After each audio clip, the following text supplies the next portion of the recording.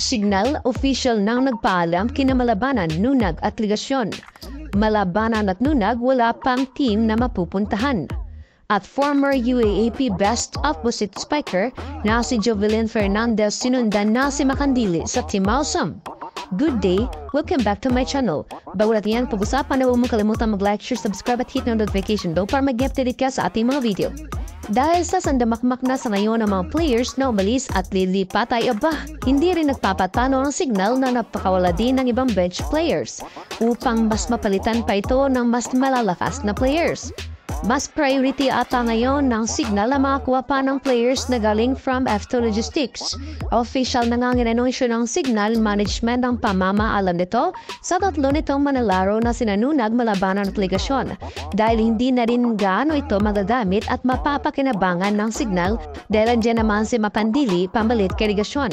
At bagong lipat na si Fernandez. Nagpapasalamat pa rin ng signal sa sakripisyo na ginawa ng tatlo nung nasa HD Spiker pa ito. Although malaking kawalan nga rin ito sa signal, ngunit mas priority nga ito na yon ng HD Spiker na mas mapalakas pa ang team upang may pantapat na ito sa ibang mga bigating team. Malungkot man na tuloy nangangalis ng tatlong ito na tumagal-tagal na rin sa kupunan ng signal. Samantala, isang magandang addition nga sa ngayon ang pagkadagdag ng former UAP Best Opposite na si Fernandez. Although Jovelyn still healthy at nagiging terror pa rin naman sa mga atake, ngunit di pa rin natin may pagkaila na minsan ay napaparami pa rin ang errors nito at nagiging inconsistent. Kaya mas maganda nga ang desisyon ng signal na kumuha pa ng isang player galing from F2 Logistics na si Fernandez. They may have the same name but they will have different impact pag may babad na sa loob ng court. So yun nga ay lahat ng teams ay naghahanda upang mas palakasin pa ang kanilang puwersa upang mapanatili ang performance nito sa nakaraang conference o mas palaguin pa upang mas malampasan pa ang output nito ngayong third All-Filipino Conference. Magiging maganda nga ang impact ng dalawang naidagdag na yon sa signal na si Makandili at Fernandez.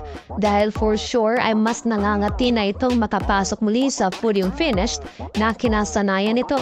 Maaring may dagdag pa sa mga teams at malalaman pa natin yan sa mga susunod pang mga araw. Antay-antay na lang natin dahil konting-konti na lang ay ilalabas na rin ng mga teams sa kung sino ang kanilang may dagdag pa sa kanilang kupunan. Hanggang dito na lang. Saan ka bang team mas nasasabik? Mas kaninong team ka nagkakaroon ng interest? Maganda ba ang naging additional player sa Signal HD Spiker? Makakatulong kaya sila sa goal ng Signal? I-comment mo niyan. Huwag mo kalimutan mag-like, share, subscribe at mag-leave ng comment. I-hit mo rin ang notification bell para mag-i-updated ka sa ating mga videos.